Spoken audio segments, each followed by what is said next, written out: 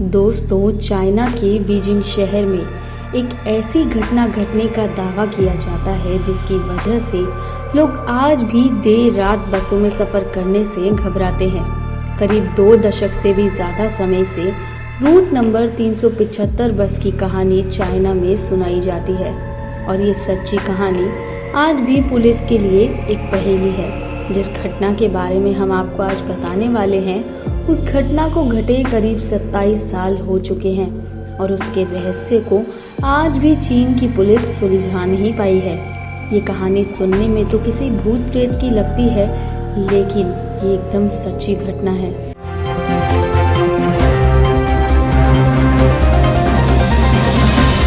ये एक रात की रहस्यमय कहानी है जो 14 नवंबर 1995 में घटी थी। ये कहानी चीन के बीजिंग शहर से शुरू होती है। नवंबर का महीना था, ठंड काफ़ी ज़्यादा थी, बाहर कोहरा भी था कि उसी रात रूट नंबर 375 की एक बस चलती है। चीन की बस नंबर 375 अपने निर्धारित समय पर yuan Ming Hwan bus terminal से जियांगशिन यानी फ्रेग्रेंट हिल के लिए निकलती है। बस पूरे यात्रियों से भरी हुई थी और कुछ किलोमीटर चलने के बाद बस से धीरे धीरे यात्री अपने अपने बस स्टॉप पर उतरते चले गए।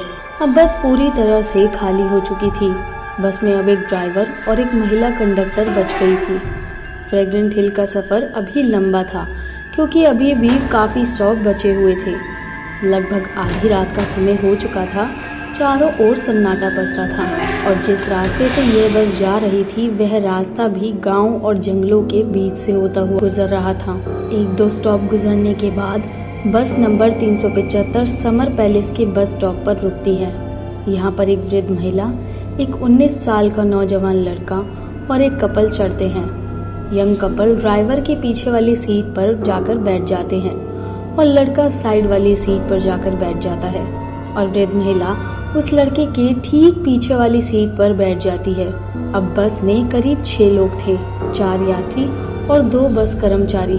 बस दोबारा अपनी मंजिल की ओर चढ़ पड़ती है और बस के अंदर का माहौल बिल्कुल शांत होता है। बस जिस रास्ते से होकर जा रही थी उस रास्ते पर कहीं भी कोई इंसान नहीं नजर आ रहा था क्योंकि बाहर कोहरा भी घना था। लगभग 4 स्टॉप गुजरने के बाद बस के ड्राइवर को 2 लोग सड़क के किनारे खड़े नजर आए। यह देख पहले तो ड्राइवर ने सोचा कि वह बस को नहीं रोकेगा क्योंकि वह जहां खड़े थे वहां कोई बस स्टॉप नहीं था, लेकिन महिला कंडक्टर के समझाने पर ड्राइवर ने बस रोकी। महिला ने कहा कि ये इस रूट की आखिरी बस है और उन्हें कोई दूसरी बस भी नहीं मिलेगी। बस रुकते ही वो 2 लोग बस के पीछे वाले दरवाजे से अंदर दाखिल होते हैं, मगर तभी हैरान कर देने वाली बात ये हुई कि बस में सफ़र कर रहे यात्रियों और बस कर्मचारियों के होश उड़ गए। उन्होंने देखा कि बस में 2 नहीं बल्कि 3 लोग दाखिल हुए थे। उनमें से 2 व्यक्तियों के चेहरे बिल्कुल सफ़ेद थे। तीसरे व्यक्ति को उन्होंने अपने कंधे के सहारे देकर खड़ा कर रखा था। तीसरे व्यक्ति का सर नीचे की ओर था, बाल बिखरे हुए थे और उसका चेहरा बिल्कुल ढका हुआ था। तीनों लोगों ने चीन के प्राचीन काल के कपड़े पहने हुए थे। यह तीनों पैसेंजर बस के सबसे पीछे वाली सीट पर जाकर बैठ गए। जो पैसेंजर पहले से वहां बैठे हुए थे वह उन्हें देखकर घबरा रहे थे और चिल्लम पोटी कर रहे थे। बस में अशांति ना फैले इसलिए महिला कंडक्टर ने लोगों को समझाया।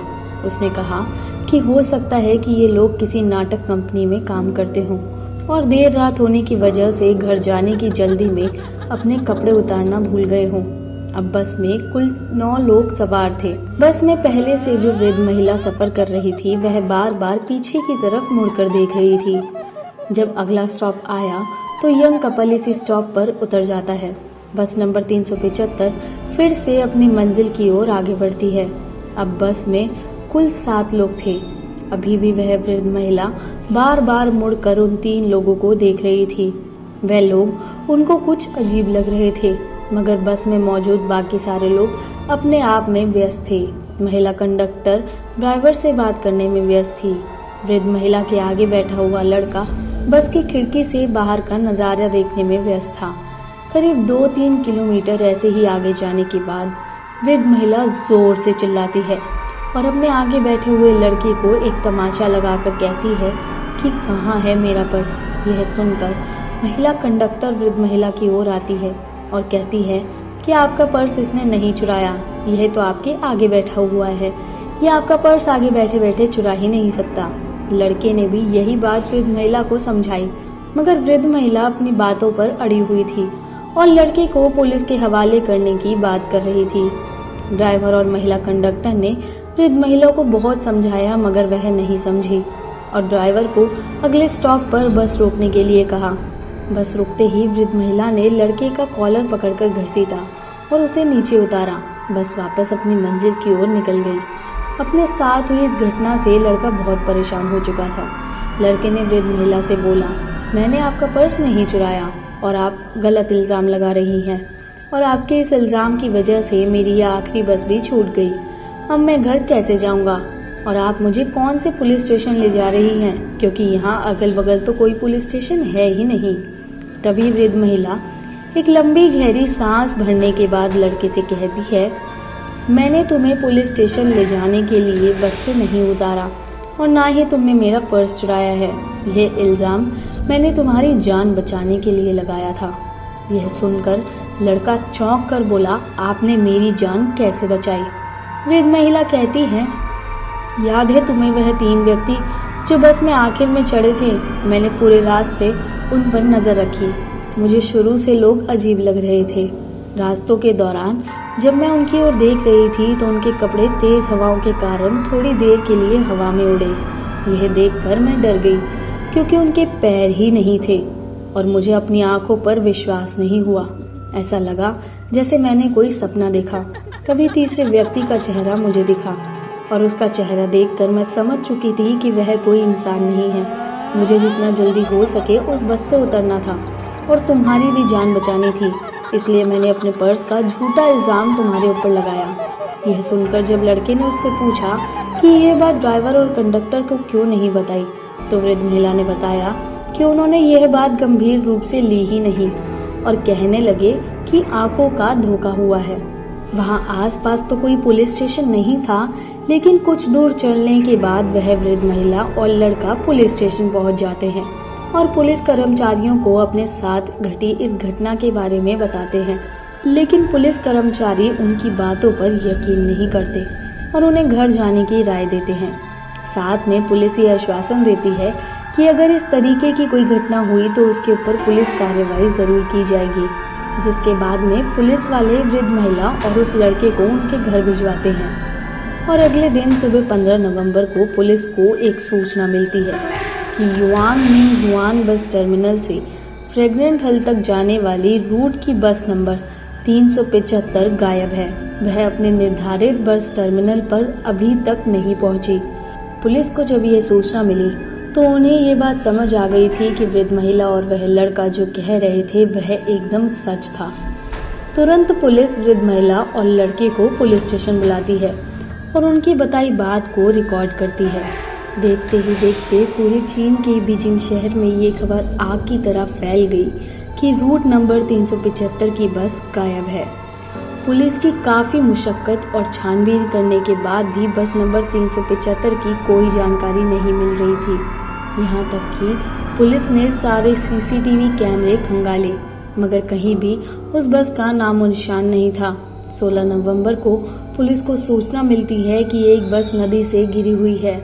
पुलिस मौके पर जाती है और उस बस को नदी से बाहर निकालती है। पुलिस उस बस को देखकर चौंक जाती है, क्योंकि जो बस नदी में गिरी हुई थी वह बस नंबर 375 थी।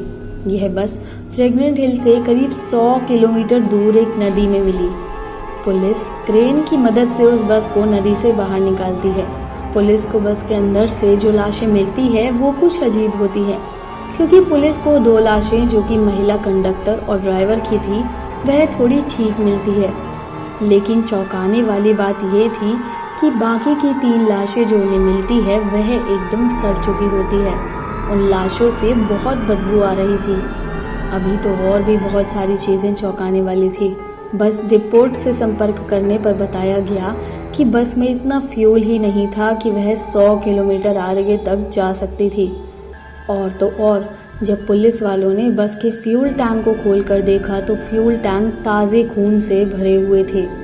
रूट में जितने भी सीसीटीवी कैमरे लगे हुए थे उनमें से एक भी सीसीटीवी में वह बस कैद नहीं हुई थी।